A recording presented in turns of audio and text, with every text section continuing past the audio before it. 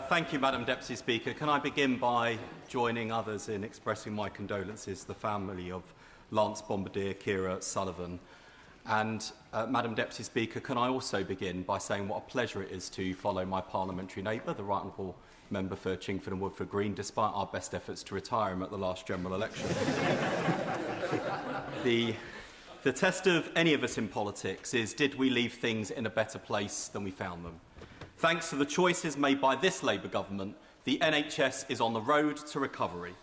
Waiting lists fell by 110,000 in March, the single biggest fall in a single month outside of the pandemic for 17 years. Yeah. Ambulance response times for heart attack and strokes are now the fastest in 5 years. Patient satisfaction with access to general practice has gone from 60% to 75%.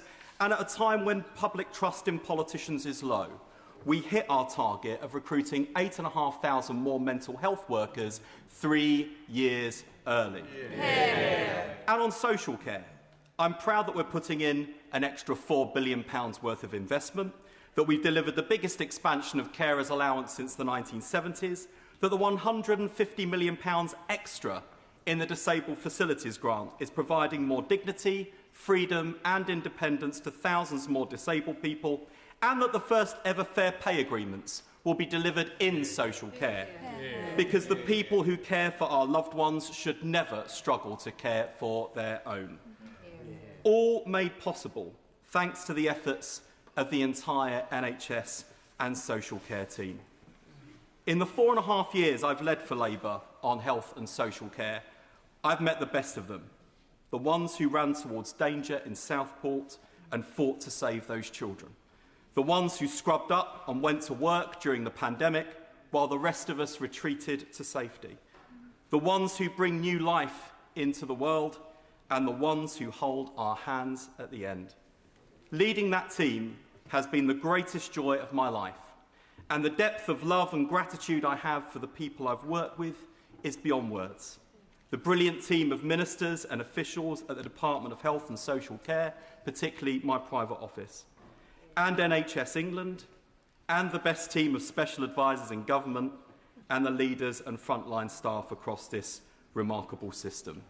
I am rooting for all of them and for my successor, who has my wholehearted support as he takes on the best job in government. Yeah. I won't pretend that leaving government hasn't been an emotional wrench. The scars I bear on my abdomen from my cancer treatment are a daily reminder to me of a time in my life, not so long ago, when I wasn't thinking about politics, only survival, and the NHS was there for me when I needed it. Walking through the doors of my department every day, as the person entrusted with protecting the very service that saved my life, has been a massive responsibility and the most enormous privilege, and not one I gave up lightly or hastily. I left the government because we are in the fight of our lives against nationalism, and it is a fight that we are currently losing. Unless we change course, we risk handing the keys of number 10 to reform, and I do not want that on our consciences. Yeah. For the first time in our history, nationalists are in power in every corner of the United Kingdom. Scottish and Welsh nationalism represents an existential threat to the future integrity of the United Kingdom. And Reform UK represent a threat to the values and ideals that have made this country great.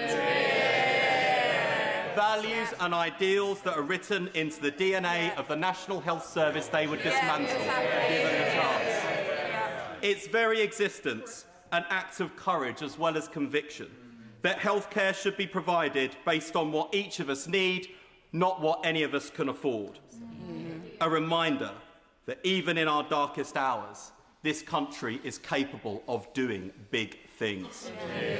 It is our responsibility to defend that promise and the values it represents, not just for the NHS or even for the survival of this government, but to win the battles we thought that were long since won, of progressives against reactionaries, of patriots versus nationalists, of hope over hate. That is our fight. It's Andy Burnham's fight in Makerfield, and it is Labour's fight for the soul of our country. Yeah. For too long, and for too often, patriotism in Britain has been left to the loudest voices and the narrowest arguments, as though love of country belongs to one tribe, one party, or one point of view. But the Britain I believe in is bigger than that, because patriotism is not about who you exclude. It is about who you stand beside. It is not rooted in fear of change or suspicion of difference. It is rooted in solidarity, in the belief that we rise or fall together. That is the best of our country's story. A Britain where people from different backgrounds, different faiths, different nations and regions still see themselves in one another. A country where the son of Indian pharmacists can become our first Hindu Prime Minister without having his Englishness questioned.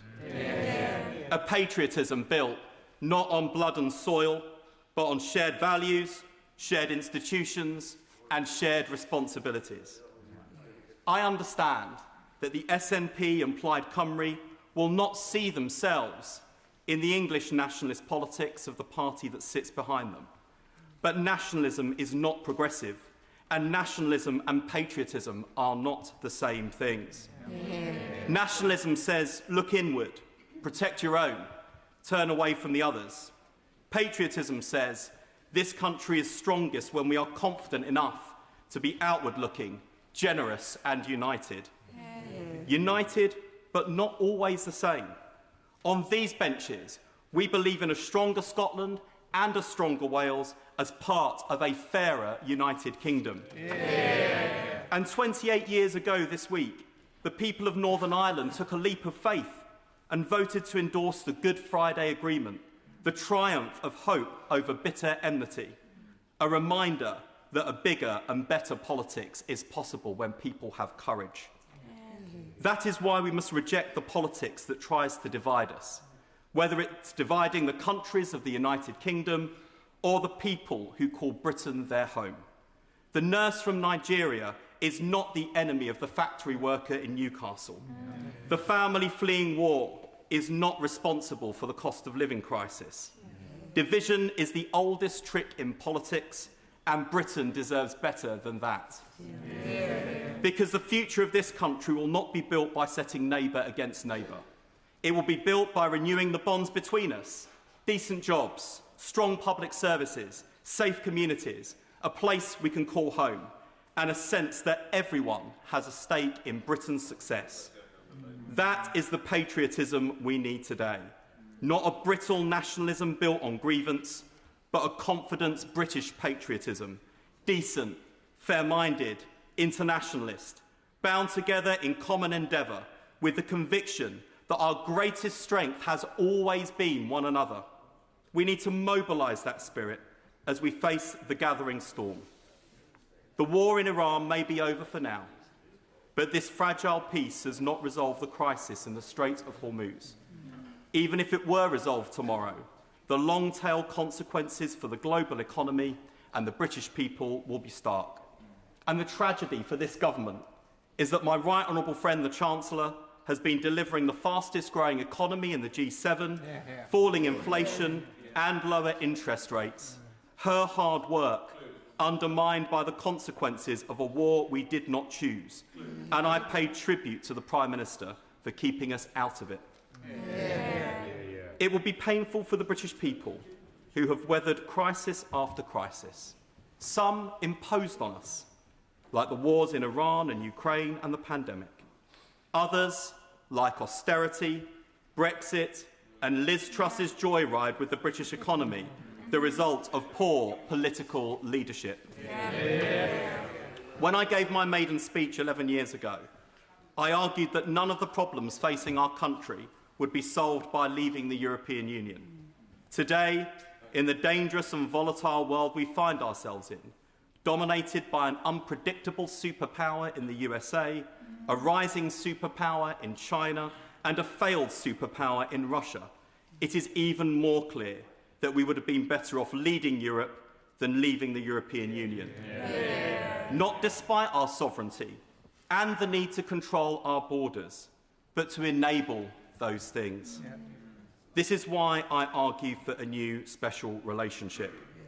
It is also why I welcome the assurances that the government is strengthening sanctions on Russia to underline our rock-solid support that we have given President Zelensky and the Ukrainian people. The front line in Ukraine is the front line for our freedom and democracy, and we are meant to be the party of internationalism and solidarity. It is only too disappointing to see reform councillors taking down the Ukraine flag when the British people want to fly it in solidarity. It is truly, truly shameful. And of course, Madam Deputy Speaker, NATO's Secretary-General is right to warn today that our alliance has an unhealthy reliance on one ally. We need to invest more heavily in our defence and more rapidly. I know my right honourable friend, the Defence Secretary, and his team do not need persuading on this, nor do they need lectures from the Conservative Party, who ran down our capability and now have the audacity to heckle from the sidelines like the arsonist complaining that the fire brigade hasn't turned up fast enough. I'm with the Secretary of State and his team all the way.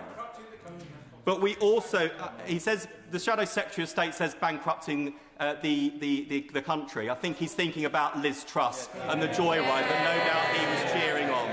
I think a period of silence or at least an apology might be welcome from the Conservative front bench. But we also need to recognise that a nation draws its strength from the condition of its people. A recent survey of 16 to 29-year-olds suggested that around half of all young people in this country wouldn't be prepared to fight for it. I'm not so sure about that. I think they would be every bit as brave and self-sacrificing as their grandparents and great-grandparents were, or as their contemporaries holding back the Russians in Ukraine have been. When the cause is just and the need is urgent, they will step up, regardless of what they might have told opinion pollsters. I know this because when this country was facing a dire threat from COVID, young people did step up. The generation least at risk gave up the most to help the rest of us keep safe. And how did Britain repay them? Shortchanging them on their education, layering on debt, making it harder to get on the housing ladder, failing to protect them from the AI jobs apocalypse. This generation is the first left totally exposed to the time-sucking algorithms and perils of social media. The Education Secretary and I have raised our concerns about the impact of this on their learning and their well-being, but I also wonder what it is doing to their sense of connection with community and country. But patriotism isn't a lecture the old deliver to the young. It's a relationship. And for generations, Britain understood that relationship as a social contract. You work hard, you play by the rules, you contribute to society, and in return, you can build a decent life, a secure job, home of your own, a family if you want one, and the hope and conviction that your children will do better than you did. A generation ago, the average home cost around 4 times average earnings. In many parts of Britain today, it is 8, 10, even 12 times earnings. Private rents consume vast proportions of household income. Millions of young people who work hard and do the right thing cannot see a path to home ownership or security. Today, nearly 1 million young people are not in education, employment or training. Many are trapped in insecure work, unable to move out, delaying starting their families, postponing adulthood itself. And layered on top of this economic insecurity is a new technological anxiety. For generations, people believed there was a ladder of advancement, an entry-level job, skills acquired over time, promotion, security, progress. Now many young people fear that artificial intelligence may remove the lower rungs of that ladder altogether. They ask, what skills will still matter? Will there still be routes into stable, middle-class lives for kids from working-class families like mine? Will deindustrialisation be replaced with reindustrialisation and the jobs of the future? Will opportunities extend to our towns, rural and coastal communities, or will inequality become entrenched? These are not irrational fears. They are rooted in real economic change. And unless mainstream democratic politics can answer these questions, others will exploit that vacuum. They already are. Defence is about hard power and capabilities, but it is underpinned by the soft power that binds a country together: pride, belonging, shared activities and institutions, hope. We need to rebuild them for modern times. This is the calling of the Labour Party, brought into existence to champion the interests of the working man and woman, the many, not just the privileged few. It gave this kid from a council estate in Stepney in East London the chance to realise my potential, to go to a great university and spend my career tackling the injustices that hold other kids from backgrounds like mine back. The greatest tragedy of Britain today is that the next generation, for the first time in our modern history, face worse prospects than the last. So the question isn't whether young people would fight for their country, but when their country is going to fight for them. This is our generational challenge. To not only deal with the immediate issues of affordability, small boats and NHS waiting lists, but also to face up to a turbulent world being remade by climate change and the biggest and fastest industrial revolution in the history of the world. To make sure that no one is left behind and no one is held back. That's our job now, as the old economy of the 20th century finally gives way to the AI revolution of the 21st. And to tackle the crisis facing the next generation as an emergency with the urgency that the moment requires. Never waste a minute. That's been my mantra in government, and it's why I don't believe our party has time to waste in government treading water. Because the thing about emergencies is that they make the impossible possible. Look back at the crises we've confronted. We couldn't vaccinate against the deadly virus until we could. We couldn't nationalise the banking system until we could. We couldn't reorient our entire manufacturing base towards building aircraft until we could. We couldn't build hundreds of thousands of homes fit for heroes until we could. In times of greatest peril, our country has been capable of doing big things. We still can. Britain used to punch above its weight in the world. We still can. Each generation used to provide a better future for the next. We still can.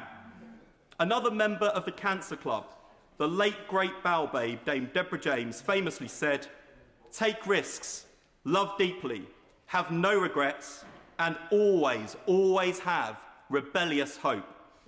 It is with that in mind, and with the belief that we can and must do better, with deep love for my party and my country, with no regrets, and with rebellious hope, that I have left the government. The Labour Party was elected to deliver real change. We still can. Yeah.